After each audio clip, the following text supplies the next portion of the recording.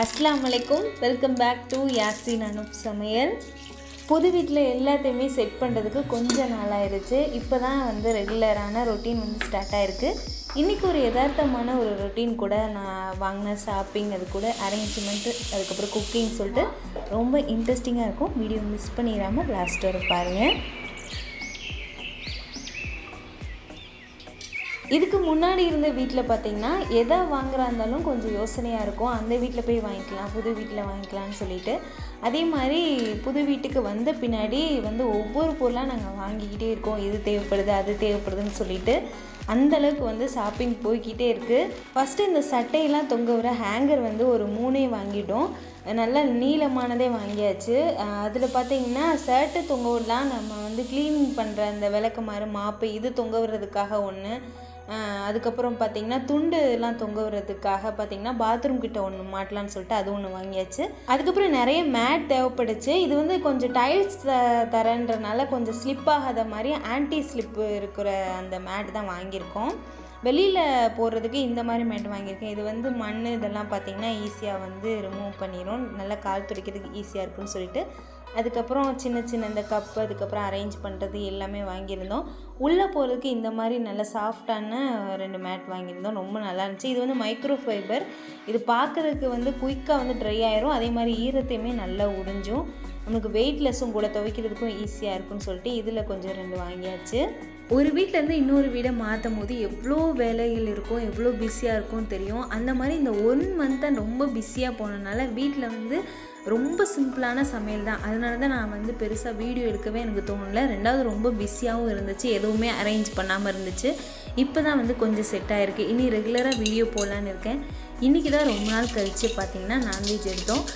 நல்ல மழை வேறு, அதனால் சாதம், ரசம், அது கூட பார்த்திங்கன்னா ராட்டு வச்சிடலான்னு சொல்லிட்டு ராட்டு வச்சிட்ருக்கேன். ரசம் பார்த்திங்கன்னா தூதுவளை ரசம். நம்ம மிளகு சீரகம்லாம் அரைப்போம் இல்லையா தாளிக்கிறதுக்கு, அப்போ தூதுவளை இலையும் பார்த்திங்கன்னா நல்லா அலசி அது கூட அரைச்சிட்டு அப்படியே ரசம் வச்சுருவேன். இது இந்த கிளைமேட்டுக்கு கொஞ்சம் எல்லாேருக்கும் சளி இருக்கு இல்லையா, அப்போ இது கொஞ்சம் நல்லாயிருக்கும் இந்த மாதிரி வைக்கிறது. ரசம் வைக்கிறத விட அதே வேலை தான், அதனால் கொஞ்சம் ஈஸியாகவே முடிஞ்சிடும். ரசம் வச்சுட்டு அதுக்கப்புறம் சாதம் சைடில் வந்துட்டுருக்கு.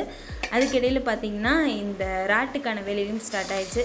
ராட்டுக்கு பார்த்திங்கன்னா நிறைய இஞ்சி பூண்டு, அதுக்கப்புறம் கரம் மசாலா, இந்த மாதிரி எந்த மசாலாவும் போடாமல் ரொம்ப சிம்பிளாகவே செய்கிற ரெசிபி. இது பார்த்திங்கன்னா மிளகாத்தூள், அதுக்கப்புறம் உப்பு, இது மட்டுமே போடுறது ரொம்ப ரொம்ப டேஸ்ட்டாக இருக்கும். நம்ம இஞ்சி பூண்டு கரம் மசாலாலாம் போட்டு அந்த மாதிரி செய்கிறத விட.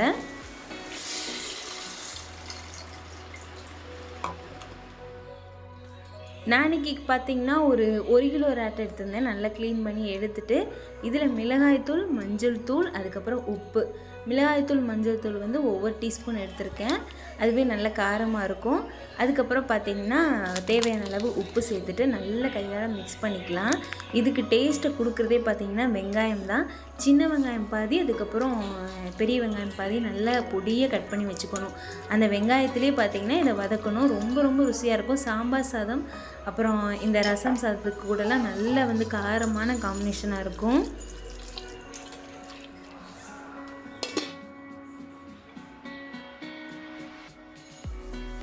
இப்போ கடாயில் கொஞ்சமாக எண்ணெய் சேர்த்துட்டு இதில் நம்ம கட் பண்ணி வச்சுருந்த வெங்காயத்தை சேர்த்துக்கலாம். நிறைய வெங்காயம் சேர்த்துருக்கேன். ஒரு 10-15 சின்ன வெங்காயம், 2 பெரிய வெங்காயம், மீடியம் சைஸில் இருக்கிற வெங்காயத்தை நல்லா பொடியை கட் பண்ணிட்டு சேர்த்துட்டு நல்லா வதக்கிக்கலாம். நல்லா சுருள வதங்கின பின்னாடி நம்ம ஆல்ரெடி மிக்ஸ் பண்ணி வச்சுருந்த ராட்டை சேர்த்து நல்லா மிக்ஸ் பண்ணி மூடி வச்சிட வேண்டியதுதான். இது வேறு அளவுக்கு கொஞ்சமாக தண்ணி சேர்த்து மூடி வச்சிட்டோம்னா நமக்கு ராட்டு சூப்பராக வெந்துடும்.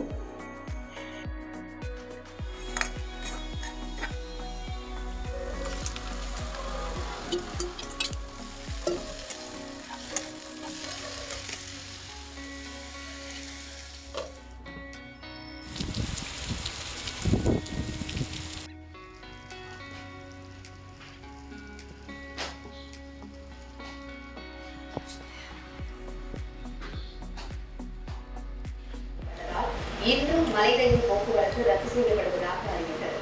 எனினும் தொடரும் கனமழை காரணமாக மேலும் 3 நாட்கள் நல்ல மழைக்கு எதுமான லஞ்செல்லாம் முடித்த பின்னாடி குயிக்காக காய்கறி வாங்கிட்டு வந்தாச்சு. மழை வர மாதிரி இருக்குதுன்னு சொல்லிட்டு கொஞ்சமான காய்கறி வாங்கினோம்.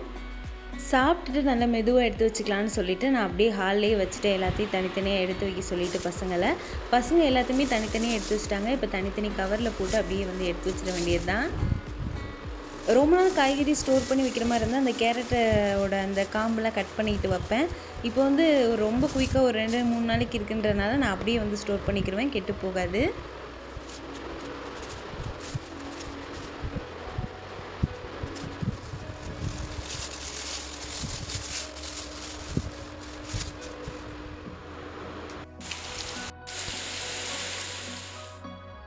வீட்டுக்கு தேவையான சாமான்லாம் பார்த்துட்ருக்கும் போதே பார்த்தீங்கன்னா இந்த மிரர் ஸ்டிக்கர் வந்து ஆன்லைனில் பார்த்தேன்.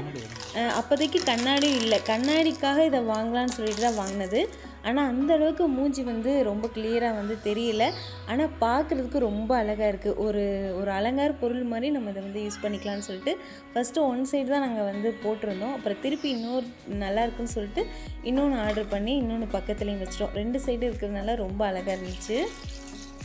முன்னாடி சொன்ன மாதிரி வேலை அதிகமாக இருக்குன்றனால பார்த்திங்கன்னா ஸ்நாக்ஸ் செய்ய அப்புறம் லஞ்சு செய்யலாம் எனக்கு ரொம்ப டைம் கம்மியாக தான் இருந்துச்சு. இந்த மாதிரி சிம்பிளாக தான் நான் செஞ்சிட்ருந்தேன். அன்னைக்கு கடலை வாங்கினது ஃப்ரெஷ்ஷாக நல்லா இருந்துச்சு. அதை தான் நான் வந்து அன்றைக்கி ஸ்நாக்ஸாக கொடுத்தேன். இதில் நான் வந்து ரொம்ப பெரிய தேங்க்ஸ் சொல்லிக்கிறது பார்த்திங்கன்னா என்னோடய ஹஸ்பண்டுக்கும் பசங்களுக்கும் தான். இந்த மாதிரி வேலை அதிகமாக இருக்கும் போதும் சரி, இந்த புது வீட்டுக்கு வந்தனாலே இல்லை, பெரும்பாலுமே எப்போயாவது வேலை இருந்துச்சுன்னு சொன்னால் எப்படி தான் சமைக்கணும், இப்படி தான் ஸ்நாக்ஸ் வேணும்னு எதுவுமே வந்து இருக்காது. என்னோடய இஷ்டப்படி சமைப்பேன். அவங்க அதையுமே ஆசையாக சாப்பிடுவாங்க. அதனால என் ஹஸ்பண்டுக்கும் பசங்களுக்கும் ஒரு பெரிய தேங்க்ஸ் சொல்லணும். க்ளீன் பண்ணுறது அரேஞ்ச் பண்ணுறதுல கொஞ்சம் ஈஸியாக்குற மாதிரி நிறைய டிப்ஸ் வந்து இப்போ நான் கற்றுட்ருக்கேன். நிறைய மிஸ்டேக் அப்புறம் கற்றுக்கிட்டேனே சொல்லலாம். நான் என்ன மிஸ்டேக் பண்ணேன், அதெல்லாம் எப்படி ஈஸியாக்குறேன்னு சொல்லிட்டு இனி வரப்போகிற வீடியோக்களில் ரொம்ப இன்ட்ரெஸ்டிங்காகவும் நிறைய யூஸ்ஃபுல்லான வீடியோக்களை நம்ம வீடியோவில் நீங்கள் எதிர்பார்க்கலாம். கண்டிப்பாக இனி வரப்போகிற வீடியோ வேறு மாதிரி இருக்கும். இன்ஷா அல்லாஹ் இது வரைக்கும் நீங்கள் எல்லோரும் சப்போர்ட் பண்ணுற மாதிரி இனிமேலையும் நம்ம வீடியோக்களை சப்போர்ட் பண்ணுங்கள். தேங்க்யூ ஸோ மச் ஃபார் வாட்சிங்.